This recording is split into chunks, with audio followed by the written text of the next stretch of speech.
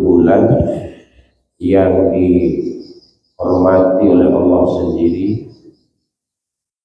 Allah berfirman dalam surah At-Taubah ayat 36, inna iddatash syuhuri 'indallahi 12 syahran fi kitabillah yawma khalaqas samawati wal ardh minha arba'atun hurum dzalika dinul qayyim fala tazlimu fihinna anfusakum. Sungguhnya dalam bilangan Allah bulan itu ada 12 bulan, sudah merupakan ketetapan Allah. Kemudian dalam bulan yang 12 itu ada 4 bulan yang dihormati oleh Allah. Minha arba'atul hurum dzalika dinul qayyim, itulah agama yang lurus. Fala tazlimu bihinna anfusakum, jangan kau berbuat zalim dalam bulan yang 4 itu. Keterangannya bulan yang 4 itu ada yang 3 berturut-turut, Zulqa'dah, Dzulhijjah, Muharram. Yang terpisah adalah bulan Rajab ini. Apa keutamaan bulan ini? Keutamaannya bulan ini apabila kita berbuat kebaikan, pahalanya dilipat gandakan. Sebaliknya bila berbuat kejahatan, dilipat gandakan pula dosanya. Maka pada bulan yang 4 itu kata Allah, fala tazlimu fihinna anfusakum, jangan kau berbuat zalim dalam bulan 4 itu terhadap diri engkau sendiri. Berbuat kezaliman itu bisa kepada Allah, bisa kepada manusia, bisa juga kepada diri sendiri. Kalau kita dikatakan orang, kamu berbuat zalim, tentu kita marah kan? Padahal nabi-nabi saja ada yang menganggap dirinya zalim. Misalnya Nabi Adam sendiri mengakui, Rabbana zalamna anfusana wa illam taghfir lana wa tarhamna lanakunanna minal khasirin. Rabbana, Tuhan kami telah berbuat zalim pada diri kami, dan jika Engkau tidak mengampuni kami, maka kami akan jadi orang yang merugi. Dilarang oleh Allah makan buah khuldi, ya makan buah khuldi.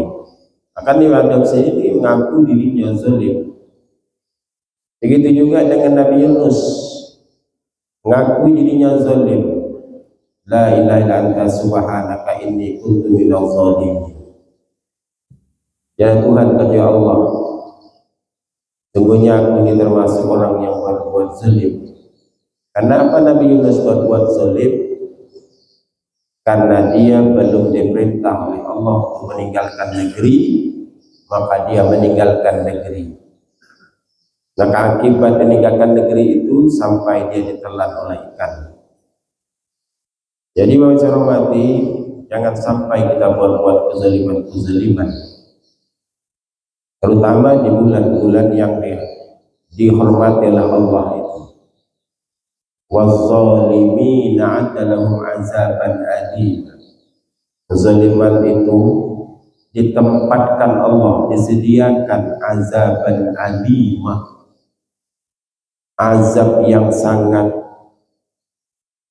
besar, sangat dahsyat. Bagaimana caranya kita berbuat kezaliman tadi diri kita sendiri? Yang pertama, kalau punya mata kita mesti kita tidurkan, lalu kita tidak tidur. Kezaliman terhadap mata.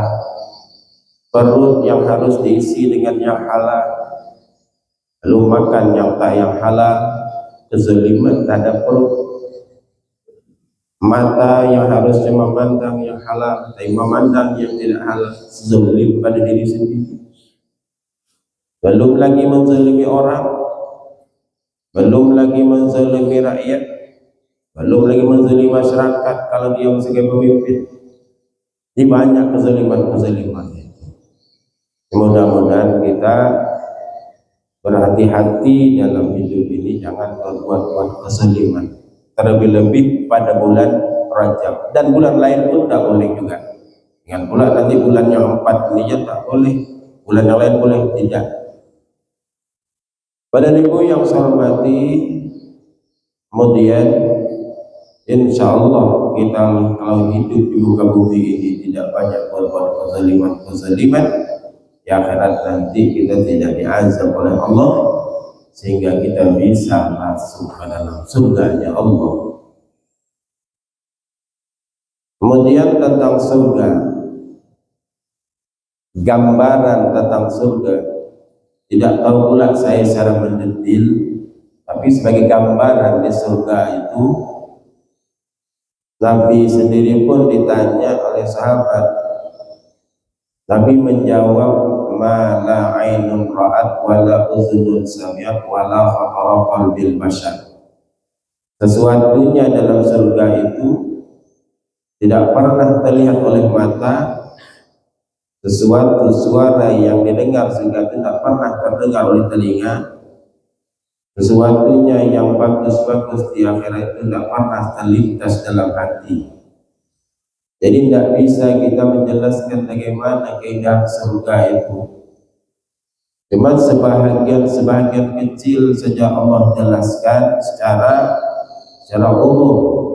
Misalnya orang masuk surga itu wajahnya berseri-seri. Wujuhu yawma idzin na'imah. Wajah orang yang dapat nikmat. Li sya'yiha radiyah. Dia pun senang dengan usahanya. Fi jannatin 'aliyah. Ditempatkan di surga yang tinggi. Fiha ainun jariyah. Di dalam surga itu ada mata air-air yang mengalir. Itu penjelasan sebagian dari ayat. Fiha ainun jariyah, fiha surur marfu'ah. Di dalamnya ada tempat tempat tidur yang tinggi. Fiha surur marfu'ah. Wa akwabun mawdu'ah. Ada gelas-gelas yang tersusun rapi. Kemudian wanamariku masbubah, ada bantal-bantal yang empuk untuk disandari. Wazarobiyu mabsusah, kemudian permadani yang terhampar. Kemudian dalam ayat lain dijelaskan dalam surga itu wafaqihatun katsirah, buah-buahan banyak di dalamnya, la maqtu'ati wa la mamnu'ah, dan buah-buahan itu tidak terputus dan tidak terlarang memakannya. Di buah-buah di surga itu banyak, tidak terputus buahnya, la maqtu'ati wa la mamnu'ah, tidak ada larangan memakannya. Lain di dunia banyak buah yang dilarang memakannya. Di akhirat tidak ada lagi larangan. Itu sekedar sebahagian kecil penjelasan di dalam surga itu. Tapi kalau untuk secara rinci bagaimana surga itu indahnya, sudah disebutkan Rasulullah, tak pernah dilihat oleh mata, tak pernah terdengar di telinga, dan tak pernah terlintas dalam hati. Pada ibu yang saya hormati, perwasiat Rasulullah kepada seorang sahabat namanya Ubadah bin Samit. Rasulullah pada Ubadah, itmanuli sittam min anfusikum atman lakumul jannah. Jadi wasiat Rasulullah ini juga mewasiatkan kepada kita semua bahwa kalau mau masuk surga itu jaminkan kepadaku dari dirimu, kata Rasulullah, 6 perkara. Itmanuli sittam min anfusikum atman lakumul jannah. Jadi ada jaminan di sini. Jadi kalau satu jaminan itu kalau tidak ditebus, maka jaminan kita diambil. Kalau maunya kita menjaminkan STNK misalkan di dunia ini kan, kita nak minjam duit ke Pegadaian, kita jaminkan dulu STNK kita. Kalau kita tidak tebus berarti milik orang tersebut. Maka kata Rasulullah, jaminkan kepadaku wahai Ubadah bin Samit 6 macam, aku jamin kau masuk surga. Apa dia yang 6 itu? Pertama, usduku iza hadastu,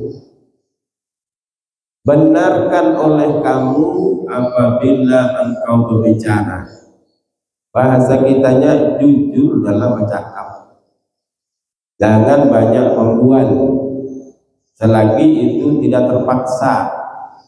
Memang ada juga kita mesti berdusta terpaksa. Tapi kalau dalam keadaan normal saja, maka kita mesti jujur. Dan kebanyakan manusia ini kalau bicara tak jujur, apalagi sedang diperiksa, itu tak jujur banyak.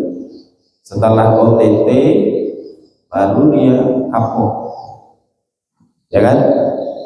Kamu yang melakukan perbuatan itu, kamu yang korupsi, itu semua berdalih semua kan? Tak ada yang jujur. Jadi dalam berbicara pasti kita jujur. Kemudian apapun, kalau lagi itu tidak terpaksa, kita mesti jujur berkata. Jangan sampai kita menjadi orang yang kadzib, pembohong. Dalam kita juga membaca Al-Quran misalnya, kita mesti membaca Al-Quran itu dengan jujur.